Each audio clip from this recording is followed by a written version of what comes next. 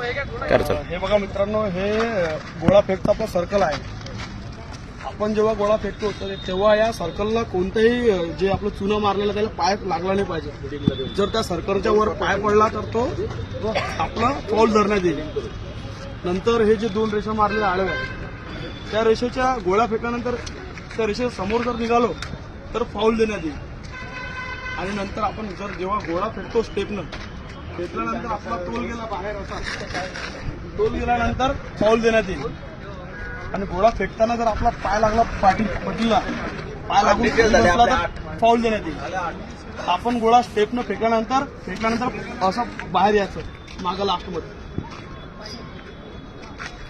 Okay. आणि गोळा फेकल्यानंतर आपण जर असं पाय फिरून परत आलो तर तो फाऊल देणार नाही. आता मी तुम्हाला गोळा फेकून दाखवतो.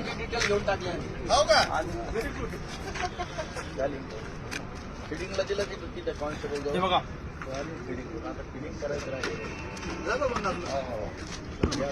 फिडिंग करून द्यावं लागतं ना.